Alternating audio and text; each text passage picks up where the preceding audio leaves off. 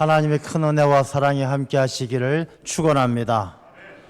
오늘은 6월 첫째 주일입니다. 2023년 시작한 것이 얼마 안 되는 것 같은데 벌써 상반기 마지막 6월 달을 맞이했습니다. 우리 상반기에 우리의 모든 삶을 돌아보면서 또 잘 마무리하시고 하반기에는 하나님의 더 큰 사랑과 은혜를 누리는 귀한 삶이 되시기를 축원합니다. 6월 달은 호국 보훈의 달입니다. 하나님께서는 이 사람을 창조하시고 이 사람들이 행복하게 살기를 원하십니다. 우리 예레미야서에도 그런 말씀이 나오지만 우리를 향한 하나님의 생각은 재앙이 아니라 평안이라고 그랬습니다. 평안하게 살기를 원하시고 또 장래에 대한 소망이라고 그러셨습니다. 소망이 있는, 희망이 있는 삶을 살기를 원하십니다. 그래서 하나님은 우리 사람들이 평안하고 장래에 대한 소망을 가지고 살아갈 수 있도록 귀한 공동체를 3개를 허락해 주셨습니다. 첫 번째 우리에게 허락해 주신 공동체는 가정입니다. 하나님께서는 아담이 혼자 있는 것을 보고 혼자 있는 것을 좋게 보지 아니하시고 돕는 배필 하와를 짝지어 주셔서 내 뼈 중에 뼈요 살 중에 살이다. 좋은 가정을 이루게 하셨습니다. 그래서 가화만사성이라고 사람은 가정이 행복해야 그 사람의 인생이 행복한 것입니다. 두 번째 하나님께서 우리에게 주신 공동체가 뭐냐 하면 교회입니다. 교회. 예수님께서 베드로의 신앙 고백 위에 내 교회를 세우리라. 주님께서 친히 세워주신 것이 바로 교회 공동체입니다. 그래서 교회 공동체는 하나님을 아버지로 섬기는 모든 형제와 자매들이 하나님의 사랑을 함께 나눌 때에 우리의 삶이 행복한 것입니다. 우리가 하나님을 알지 못하는 삶은 아무리 많은 것을 가져도 끊임없이 갈급해하는 것이죠. 사람들은 영적 존재로 지음을 받았기 때문에 하나님과의 교제를 통해서 하나님의 은혜를 누리지 못하면, 은혜가 채워지지 않으면 우리가 세상에 아무리 많은 것을 가져도 만족함이 없습니다. 돈이 많아도, 세상에 아무리 즐거운 일이 많아도 그 즐거움은 잠깐이고 금방 우리를 찾아오는 공허함이 있고 허전함이 있는 것입니다. 그래서 교회를 통해서 하나님과의 깊은 교제를 가져야 행복하게 살 수 있도록 교회 공동체를 허락해 주신 것입니다. 세 번째 우리에게 허락해 주신 공동체가 뭐냐 하면 국가입니다. 국가, 나라. 성경 말씀에도 가이사의 것은 가이사에게, 하나님의 것은 하나님에게 이렇게 말씀을 하시는데 이 국가 권력, 국가라는 것을 하나님께서 허락해 주셔서 국가가 있어야 가정도 보호받고 교회도 보호받습니다. 우리가 건강한 나라, 살기 좋은 나라 만드는 것이 나라가 잘 되기 위해서가 아니라 그 나라에 속해 있는 사람들이 잘 살고 국민들이 잘 살고 가정이 행복하게 하기 위해서 나라가 있는 것이죠. 그래서 하나님은 국가 공동체를 우리에게 허락해 주셨습니다. 나라 없는 삶이 얼마나 고통스럽고 서러운지는 우리가 역사를 통해서 이미 체험을 했고 또 많은 나라들을 보면서도 깨닫습니다. 그래서 하나님은 나라와 교회와 가정 이렇게 우리 삶을 평안하게 하고 행복하게 하시기 위해 허락해 주신 귀한 공동체가 있습니다.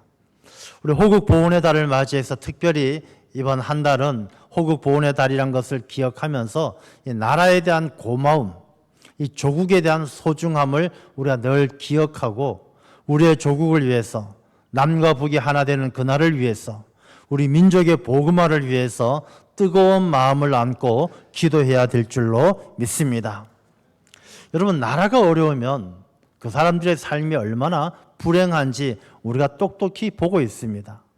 남과 북이, 우리 민족이 남과 북이 나누어질 때만 해도 1945년 해방 이후에 남과 북이 나누어질 때만 해도 북한이 훨씬 더 잘 살았어요. 발전소도 다 북쪽에 있었고 전기 공급도 북한에서 남한으로 전기를 보낼 만큼 북한이 경제적으로나 모든 삶의 여유가 북한이 더 나았습니다. 그런데 세월이 지나서 북한의 나쁜 정권, 욕심만 있고 하나님을 알지 못하는 정권이 들어서면서 이 북한이 아주 못 사는 나라가 되어버렸습니다. 나라가 나라답지 못하고 나라가 국민의 삶을 지켜주지 못할 때 이 북한이 얼마나 어리석고 처참하게 사는지 우리가 보고 있는 것이죠. 그래서 북한이 그 힘들고 어려운 굶주림 때문에 탈북한 사람들이 얼마나 많습니까? 대한민국에 사는 탈북자들이요, 한 3만 5천 명 정도 있습니다. 3만 5천 명의 사람들이 굶주림에 자유를 찾아서 대한민국에 와서 살아가고 있죠. 이 대한민국에 사는 탈북자들이 방송에서나 유튜브를 통해서 보면 뭐 여러 가지 에피소드가 있습니다. 이 북한하고 남한이 너무 다르기 때문에 대한민국의 삶이 너무나 다르기 때문에 좀 적응하지 못하고 불편하고 또 이상했던 뭐 그런 여러 가지 이야기들이 있습니다. 그 중에 하나를 보면 간판에 관한 겁니다. 간판. 이 탈북하신 분들이 우리나라에서 이 시내를 다니다가 간판을 보면서 깜짝깜짝 놀랄 때가 있대요. 어떤 간판을 보면 놀라느냐면 할머니 뼈 해장국. 아니, 해장국을 할머니 뼈로 끓인단 말이야. 이 남한 사람들은 도대체 먹을 게 왜 저렇게 없나? 어떻게 할머니 뼈로 해장국을 끓일까? 이 같은 민족인데도 너무나 오랫동안 떨어져 살다 보니까 잘 이해를 못하는 것이죠. 이모네 내장탕. 아니 무슨 이모네 집 내장을 갖다 끓여 먹고 사나? 이모네 내장탕. 잘 이해를 못한다는 것입니다. 그런 이야기를 들으면서 뭐 한편으로는 웃고 넘기지만 또 한편으로는 야, 같은 민족이고 생김새도 똑같은데 어디에서 태어나서 어떻게 자라왔는가에 따라서 사람이 이렇게 다를 수가 있구나, 그런 생각을 하는 것이죠. 똑같은 민족이고 똑같은 사람인데 하나님을 알지 못하고 이 세상과 단절된 삶을 살았던 그들, 먹을 것이 없이 겨우 이 북한에서는 고기를 먹는 방법이 다 거의 표준화되어 있는 방법이 국을 끓이는 것입니다. 돼지고기를 구워 먹거나 삼겹살을 구워 먹는 것을 북한 사람들은 잘 모른답니다. 물론 아주 일부는 알 수 있겠지만 대체로 일반 시민들은 모른대요. 고기는 다 국을 끓여서 그냥 양을 많게 해서 나누어 먹는 것이지 우리나라 사람들처럼 구워 먹거나 볶아 먹거나 이걸 잘 모른다고 합니다. 똑같은 민족이고 똑같은 사람이지만 어디에서 태어나고 어떻게 자랐는가에 따라서 그 사람들의 삶이 너무나 다르다는 것을 보여주는 것이죠. 오늘 이 본문의 말씀도 바로 그런 말씀을 우리에게 하고 있는 거예요. 똑같은 나무지만 어디에 심겨져 있느냐에 따라서 그 나무의 삶이 달라져요.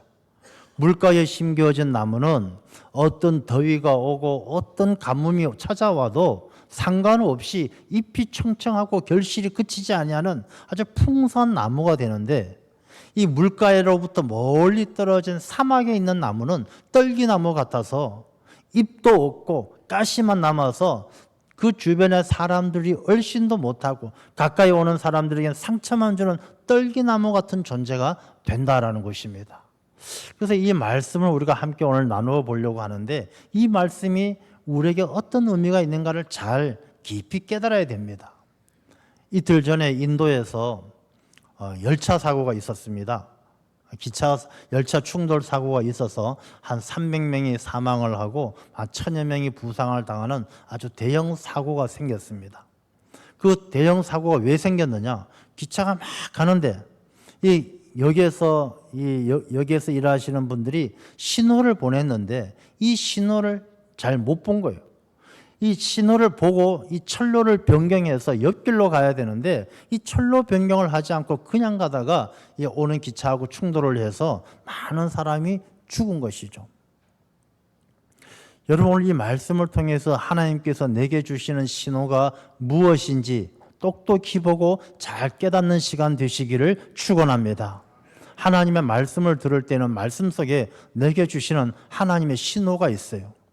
우리가 하나님의 말씀을 읽고 듣고 나눌 때에는 그 말씀 속에 하나님의 말씀을 대언하는 자를 통해서 하나님께서 우리에게 보여주시는 신호가 있는데, 그 신호를 잘 봐야 우리가 철로를 이탈해서 대형 사고 나는 인생을 면할 수가 있다라는 것이죠. 그래서 오늘 말씀을 통해서 하나님께서 우리에게 주시는 세미한 음성을 듣는 시간 되시기를 축원합니다. 자, 오늘 본문의 말씀은 나무와 물에 관한 말씀입니다. 나무. 여러분이 나무라는 게 얼마나 참 좋습니까? 저는 나무를 참 좋아합니다. 그래서 나무라는 것은 굉장히 다양한 나무가 있어요. 이 나무 중에는 바오밥 나무처럼 나무를 뒤집어 놓은 것처럼 이상하게 생긴 나무도 있습니다. 그리고 어떤 나무는 이 나무가 굉장히 줄기가 길게 뻗어가는 나무도 있습니다. 또 어떤 나무는 평생에 이 나무 잎이 큰 잎이 2장만 나오는 나무도 있어요. 저도 아직 보진 못했는데 제가 책에서 한번 본 기억이 있는데 이 2장의 나뭇잎이 크게 나는데 이 나뭇잎은 떨어지지도 않고 평생 그 나뭇잎이 그냥 계속 있다라고, 그 나뭇잎이 오래 가는 것은 1000년까지 간다라고도 하는 것입니다. 그러니까 별의별 나무가 많은 것이에요. 우리가 교회 옆에 화단에도 보면 제가 한 3년 전쯤, 한 3, 4년쯤에 심었던 포도나무가 있어요. 이 포도나무 올해는 포도가 많이 열렸어요.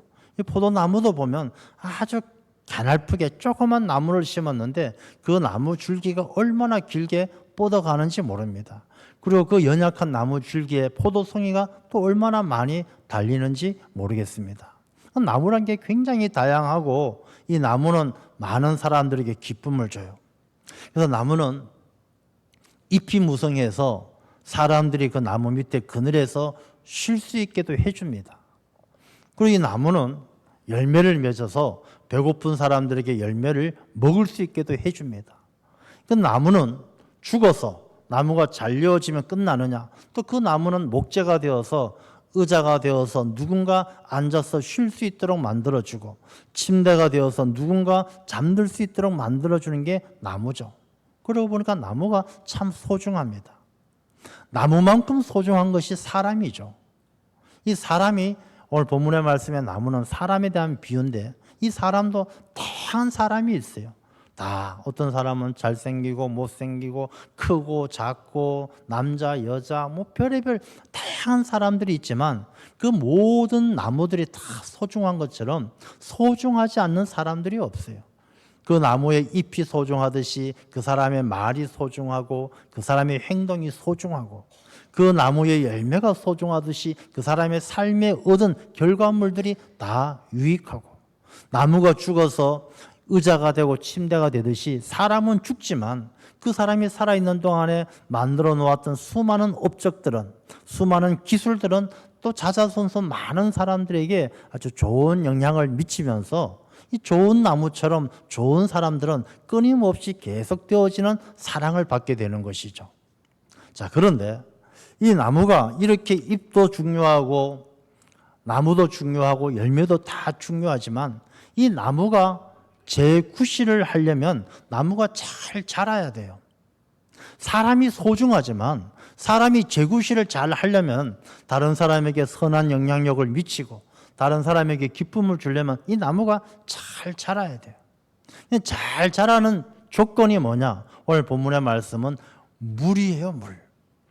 여러분, 오늘 본문의 말씀에 보면 물가에 심겨온 나무가 있고 물이 없는 사막 건조한 땅, 물이 없는 땅에 심겨진 나무가 있는데 그 차이가 뭐냐? 물하고의 거리예요. 물과의 관계예요. 물하고 가까우면 물가에 심겨지면 더위가 와도 뭐 어떤 가뭄이 찾아와도 아무리 태양볕이 쨍쨍 내리쬐도 말라 죽지 않고 그 물가에 심겨진 나무는 잎이 청청하고 결실을 맺는다는 것입니다.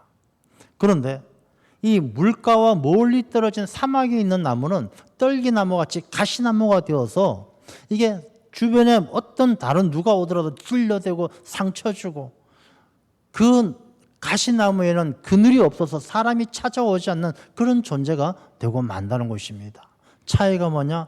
물과의 거리예요. 물과의 거리.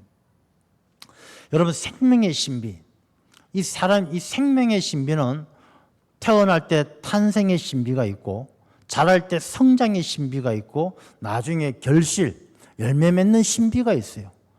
다 신비하잖아요. 태어나는 게 얼마나 신비롭고 자라는 것도 애들 자라는 것, 식물 자라는 것. 저도 이 식물들을 이렇게 보면요, 하루가 다르게 부쩍부쩍 자라는 것을 보게 돼요. 너무 신비로워요. 열매 맺는 것, 야, 저 나무에서 어떻게 저런 열매가 맺지? 신비로워요. 생명의 신비에 꼭 필요한 게 뭐냐 하면 물이에요, 물. 그래서 요즘에 우리나라도 얼마 전에 인공위성을 발사했습니다만 우주를 개발할 때 우주를 이제 많은 그 미국이나 뭐 중국이나 러시아 우주를 개발할 때 화성에 탐사선을 보낼 때 제일 먼저 찾는 게 뭐냐? 물을 찾는 거예요. 물. 물이 있어야 생명이 살 수 있는 것이고 이 물이 없이는 아무것도 살 수가 없어요. 그래서 철학자 탈레스는 이 물은 모든 생명의 근원이다라고 말할 만큼 이 물이란 것은 아주 소중한 것이죠. 여러분 사람도 사람 몸이 70%가 물이라는 걸 잘 알지 않습니까? 근데 사실 사람은 태어나기 전에 어머니의 뱃속에서는 물에 잠겨 있어요. 양수에 담겨져 있잖아요. 양수가 터지면서 아이가 태어나요. 어떻게 보면 사람은 물에서부터 물이 터지면서 태어나는 거예요. 그래서 태어나서 이 아이는 사람은 자라면서 사람의 어린 아이들은 몸속에 물이 수분이 80%예요. 처음부터 70%가 아니라 물이 80%인데 점점점 자라면서 이 수분이 줄어들어요. 그래서 이제 청년이 되면 한 70%, 연세가 드시면 60% 점점 줄어들어요. 여러분 수분이 줄어드는 것이 바로 노화 현상이에요. 우리 어르신들 물 많이 드시기 바랍니다. 물 많이 드시면 젊어져요. 이 수분이 부족하면 이 사람이 노화 현상이 찾아오는 겁니다. 우리가 오이라든지 채소를 우리가 따서 처음에 보면 얼마나 싱싱합니까? 그런데 하루 이틀 두면은 수분이 빠져나가면 이게 쭈글쭈글해지고 말라서 아주 못 쓰게 되는 것이죠. 사람 몸도 그래요. 사람 몸에서 물이 나가게 되어지면 이게 노화 현상도 찾아오고 병이 드는 거예요. 사람이 가지고 있는 평상시에 있는 물 중에서 우리가 1%, 2%만 부족해도 병이 찾아와요. 5% 정도만 부족하면 그 사람은요 정상적인 삶을 살지 못하고 서서 다니지를 못해요. 10%만 수분이 부족해지면 그 사람은 탈수증으로 생명의 위협을 받고 죽게 된다는 것입니다. 그러니까 물이라는 것이 생명과 얼마나 깊이 직결되어져 있는 것을 우리가 볼 수가 있는 것이죠. 생명만 그런 것이 아니라 사람이 살아가는 삶이 마찬가지입니다. 우리 모두가 살아갈 때 성장하고 열매 맺고 살아가는 삶 가운데 물이 없는 세상은 생각할 수가 없지요. 여러분 인류의 고대 문명이 4대의 문명이 있어요. 메소포타미아 문명, 또 인더스 문명, 이집트 문명, 황하 문명. 이게 우리가 이제 BC 한 3,000년, 4,000년 전에 있었던 고대 문명인데 이 문명의 특징을 보면 다 물이에요, 물. 메소포타미아 문명은 이 티그리스와 유프라테스 강 주변의 이 삼각 지역을 중심으로 해서 일어난 문명이죠.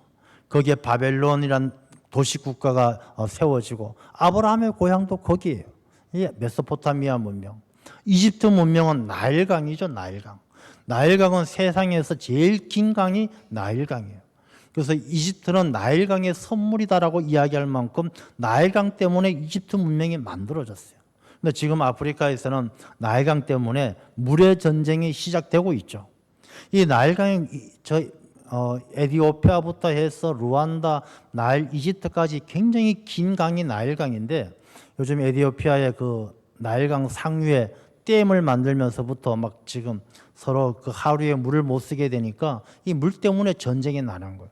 물이 없으면 죽으니까.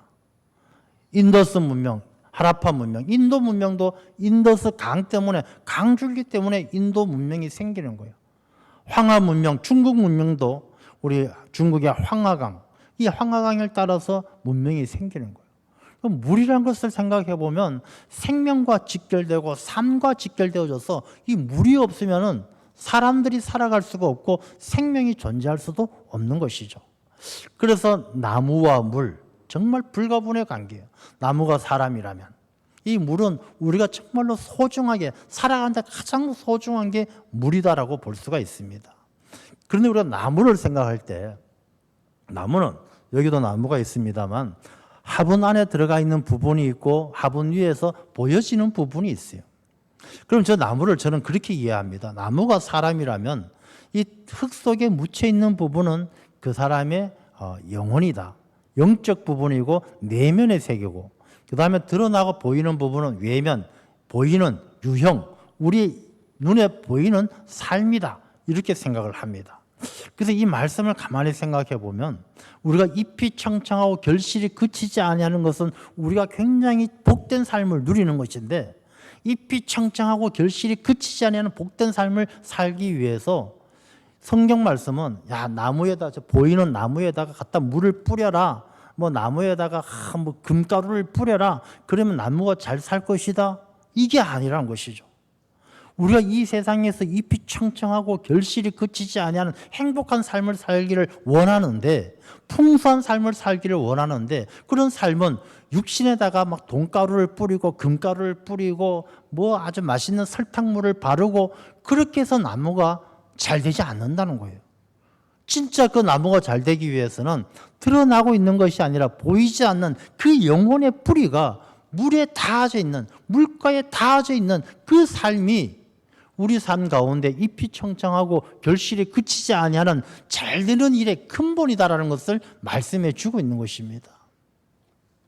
어떤 사람이, 집사님이 이사를 했는데, 이사한 집에 가보니까 집에 벽에 금이 갔어요.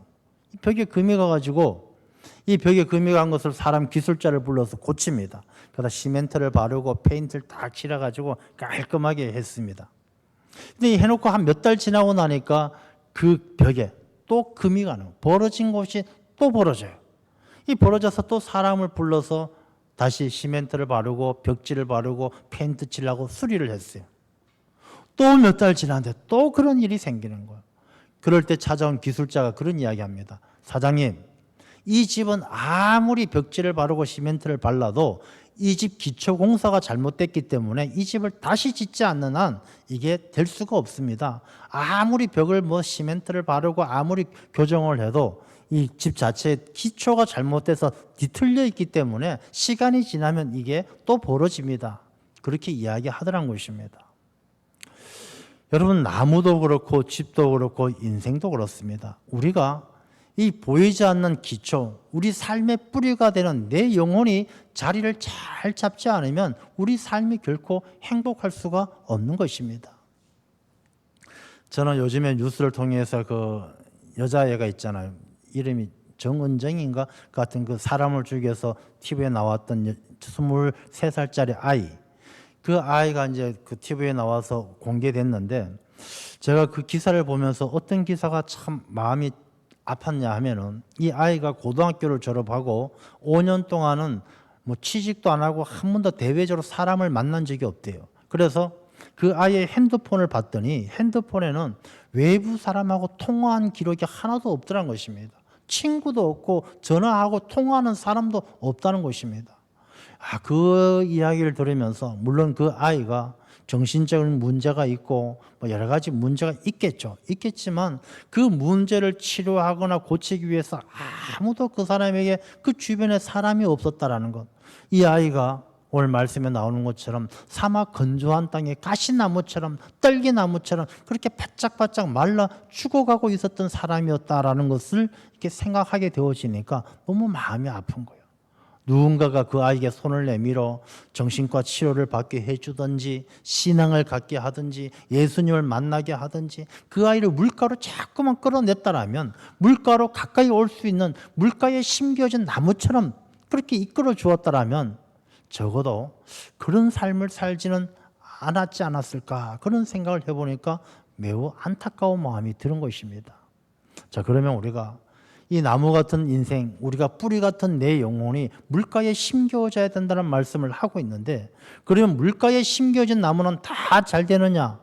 중요한 말씀이 있습니다. 여기 말씀 가운데 보면요, 8절 말씀에 그는 물가에 심어진 나무가 그 뿌리를 강변에 뻗치고 라는 말씀이에요. 여러분, 우리가 물가에 심겨졌다고 다 되는 것이 아니라 그 뿌리가 강변에 뻗쳐야 된다는 것입니다. 뻗친다는 것은 내가 힘써야 되고, 내가 노력해야 되고, 내가 강한 의지가 있어야 돼요. 여러분, 우리 교회에 나오는 사람들 다 착하고 다 행복하고 잎이 청청하고 결실이 그치지 아니하는 다 풍성한 삶을 누리고 있습니까? 그런 사람도 있고 그렇지 못한 사람도 있습니다.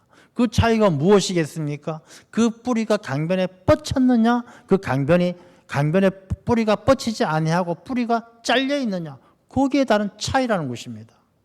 신앙생활해도 정말로 이 강변에 예수 그리스도의 은혜의 강물이 흐르는 그 강물에 뿌리를 뻗치는 사람이 있고, 이 뿌리를 뻗치지 아니하고 위축되어져서 뿌리가 안 자라는 사람도 있다는 것입니다. 요한복음 4장 13절의 말씀을 한번 보도록 하겠습니다. 요한복음 4장 13절 14절의 말씀 같이 한번 읽어보겠습니다. 예수께서 대답하여 이르시되 이 물을 마시는 자마다 다시 목마르려니와 내가 주는 물을 마시는 자는 영원히 목마르지 아니하리니 내가 주는 물은 그 속에서 영생하도록 솟아나는 샘물이 되리라. 아멘. 여러분, 교회를 나와서 신앙생활을 해도 오늘 본문 방금 읽은 말씀처럼 우물가의 그 여인처럼 세상의 물만 마시는 사람이 있어요. 교회 와서 뭐 좋은 사람 만났으니까 좋다, 뭐 좀 들만한 이야기 들었으니까 좋다, 그냥 이 세상의 우물에서만 물을 깃는 사람이 있어요. 그러나 예수님은 이 세상에서 주는 세상의 우물은 금방 다시 목마른다라는 거예요.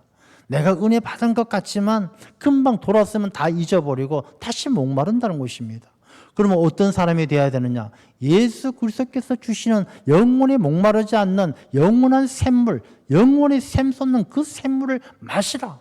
예수님께서 그렇게 말씀하시는 거예요. 우리가 교회 나와서 신앙생활을 하더라도 물가에 심겨진 나무가 되은 것처럼 착각하고 있더라도 그 물가에 심겨진 나무가 예수 그리스도에게 뿌리를 깊이 뻗치지 않으면 안 된다는 것입니다. 제가 금요일날 말씀 나눔 시간도 있고 수요 예배도 있고 뭐 리비림 기도회도 있고 많이 있어요. 여러분, 그때마다 우리가 내 영혼의 뿌리가 뻗쳐야 돼요.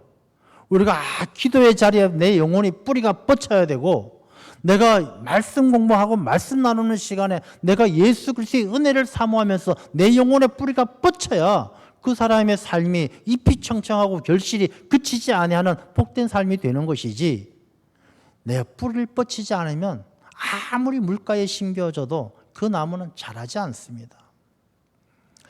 우리 교회도 장로님도 계시고 권사님도 계시고 안수 집사님도 계셔요.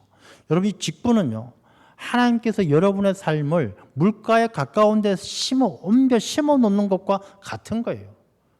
장로님이 되셨으면 장로님다워야 되고, 목사님이 되면 목사님다워야 되고, 안수 집사가 되면 안수 집사다워야 되는 것입니다. 뿌리를 뻗쳐야 되는 것입니다. 노력하고 애쓰고. 저는 얼마 전에 우리 안수 집사의 이렇게 말씀을 잠깐 들었는데, 이 안수 집사님들이 많이 계시지만 이 안수 집사님의 임원 섬기실 분도 없고 안수 집사 모임이 너무 힘들다는 그런 이야기를 들으면서 참 마음이 아팠어요. 여러분, 우리가 안수 집사 된 걸로 구원받았다고 생각하시면 안 돼요. 안수 집사 되었다고 잎이 청청하고 결실이 그치지 아니하는 큰 복을 받을 것이라 생각하면 안 되는 거예요. 우리가 안수 집사가 되든 권사가 되든 우리의 삶의 자리가 옮겨졌으면 이제 내가 뿌리를 뻗어나가야 돼요. 내 영혼이 사모하는 마음이 있어야 되고, 내 영혼이 예수 그리스도의 은혜를 사모하면서 뻗어나가야 우리가 그 물가에 예수 그리스도의 은혜의 강물에 내 영혼의 뿌리가 닿을 때에 내 삶 가운데 하나님의 큰 은혜가 역사하실 줄로 믿습니다. 요한복음 7장 37절 말씀을 보면, 요한복음 7장 37절 같이 한번 읽어보겠습니다.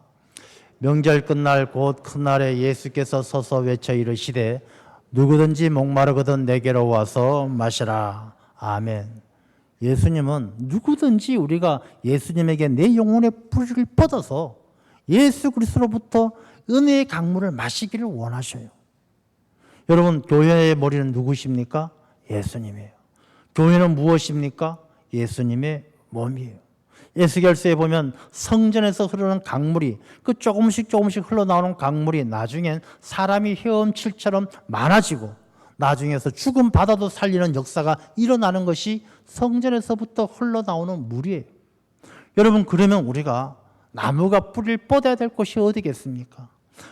교회가 예수님께서 머리가 되시고 교회는 예수님의 몸이 되고 성전에서 흐르는 그 물은 살리는 물이에요. 이 말씀은 물가에 심겨진 그 나무라는 것은 교회 중심으로 살아가고 예수 그리스도 은혜 중심으로 살아가는 사람이 잎이 청청하고 결실이 그치지 않는 하나님의 큰 복을 누리게 될 줄로 믿습니다. 평양에 예전에 백선행이라는 권사님이 계셨어요. 이분은 16살에 시집을 갔지만 남편을 일찍 여의고 청산과부가 됐어요. 이 청산과부가 된 이 여인은 옆에 다른 누군가의 전도를 받아서 교회를 나가기 시작합니다. 예수님을 잘 믿었어요. 힘들고 어려워도 주님만 의지합니다. 그 영혼이 물가에 뻗는 것처럼 늘 주님의 은혜를 사모했어요.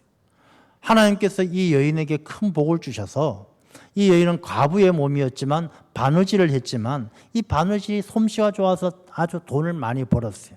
돈을 벌다 보니까 간의 수공업처럼 이 옷 만드는 일을 하면서 돈을 좀 벌었어요. 그래서 이 여인이 이제 돈도 좀 벌었을 때에 자기 남편의 무덤을 옮기려고 이장을 하려고 산을 하나 샀어요. 이 산을 한 200냥 정도 주고 샀어요. 이 200냥 정도 주고 산 산을 이제 무덤을 옮기려고 가서 땅을 파보니 이 흙이 한 1m 정도 내려가니까 더 이상 내려가지가 않는 거예요. 밑이 전부 바위에 돌이 돌.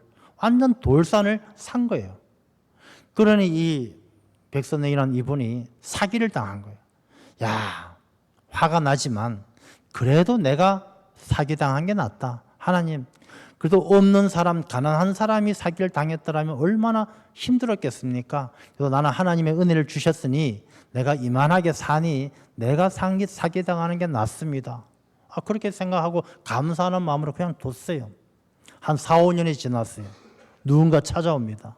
찾아와서 하는 말이, 아이고 여사님, 그 산은 진짜 그 산을 내게 파십시오. 그 산은 우리에게 꼭 필요하니까 파십시오. 왜요? 그 산 정말 좋은 산이니까 사겠습니다. 이 산 돌산이에요. 당신 사가보면 사기당하는 거예요. 나 혼자 당했으면 됐지 뭐 당신까지 살려고. 아니에요. 며칠 뒤에 또 찾아왔어요. 이 산에 있는 그 돌은요, 사실 돌이 아니라 석회암이에요. 석회암. 석회암이라서 이것을 깨어서 시멘트를 만들 수 있는 아주 좋은 산이, 돈이 되는 산이에요. 그래서 이 사람이 찾아와서 결국은 사실대로 이야기하고 200냥에 샀던 그 땅을 이 사람은 1000만 냥 주고 그 산을 사간 거예요. 그래서 이 백선생이라는 분은 그 판 돈을 가지고 대동강에 다리를 놓고 사람들이 불편하게 다니던 그곳에 다리를 놓고 어려운 사람을 도와주면서 이 좋은 일을 많이 했다는 것입니다. 여러분, 이 백선생이라는 분의 이야기를 통해서 제가 드리고자 하는 말씀은요, 사람이 물가에 심겨져 있으면 어떤 가뭄이 찾아오고 어떤 더위가 찾아오더라도 오히려 더 하나님께서 그걸 화를 복으로 바꾸어 주신다는 거예요.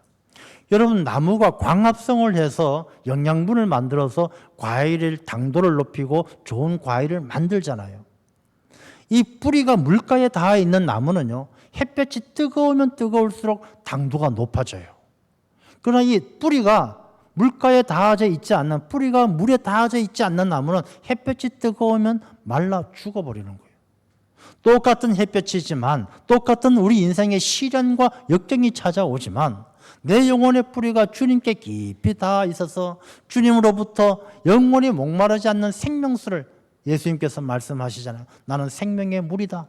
주님께서 우리에게 주시는 생명의 물을 마시는 사람은 시련과 고난을 통해서 더 당도 높은, 더 맛있는 그리스도의 열매를 맺게 되는 것입니다. 그러나 사람을 의지하고 육신의 이 5절 말씀처럼 사람을 의지하고 육신으로 그의 힘을 삼고 마음이 여호와에게서 떠난 사람은 물가에 닿아 있지 않고 이 뿌리가 잘려져서 이 사람을 의지한다는 것은 내가 다른 누군가를 의지하는 것이 아니라 잠언서의 말씀처럼 내 명철을 의지하지 말라. 내 지식과 내 경험을 의지해서 내 말이 맞습니다. 내 생각이 맞습니다. 하나님 아직 뭘 몰라서 그러시는데, 하나님께서 뭔가 이 세상을 잘 물정을 몰라서 그러시는데 내 말이 맞습니다. 내 생각대로 하는 게 맞습니다. 이게 사람을 의지하는 거예요. 여러분, 우리가 사람들 부부 간에도 친구 간에도 의지할 수도 있죠. 근데 그것이 의지가 얼마나 오래가고 힘이 되겠습니까?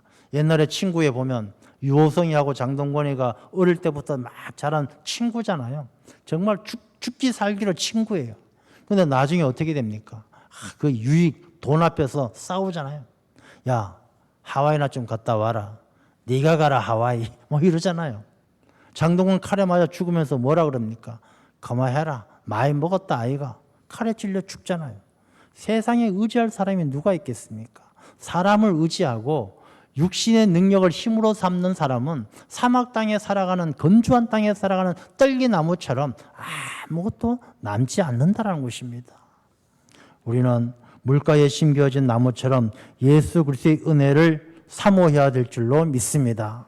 물가에 심겨져 있어야만이 우리가 살아가는 것입니다. 물가에 심겨져 있는 것으로 끝나는 것이 아니라 내 영혼의 뿌리가 예수 그리스도 은혜에 뻗쳐야 될 줄로 믿습니다. 다윗이 얼마나 죄를 많이 지었습니까? 바세바를 범하는 죄도 지었고요. 하나님 앞에 교만해서 하나님을 의지하지 않고 인구수를 계수하면서 군대를 의지하는 교만함도 있었어요. 그러나 하나님께서 다윗을 위대한 왕으로 세워주신 것은 다윗이 다른 거 다 잘못했다 하더라도 딱 하나, 시편의 말씀을 보면 오직 여호와만 의지하는 사람이에요. 물가에 심겨진 나무처럼 자기가 죄인이고 잘못한 것도 많지만 그 영혼의 뿌리가 오직 하나님의 은혜만 사모하고 하나님께 뻗어나갈 때 하나님은 그를 외면하지 않고 잎이 청청하고 결실이 그치지 않는 위대한 왕으로 삼아주신 거예요. 우리 모두가 죄인이고 우리 모두가 부족합니다. 내가 무슨 능력이 있고 내가 무슨 상급을 받을 만큼 잘한 일이 있겠습니까? 그러나 내 영혼의 뿌리가 사모하는 마음으로 주님을 향해 뻗어서 교회 중심으로 살아가고 예수 그리스도 중심으로 살아갈 때 하나님은 우리를 외면하지 아니하시고 아무리 더워도 아무리 가뭄이 찾아오고 아무리 인생의 고난이 찾아오더라도 다 이겨내게 하시고 우리에게 잎이 청청하고 결실이 그치지 아니하는 복된 삶을 허락하실 줄로 믿습니다. 그런 귀한 삶을 누리는 믿음의 승리자들이 다 되시기를 축원합니다. 하나님 아버지 감사합니다.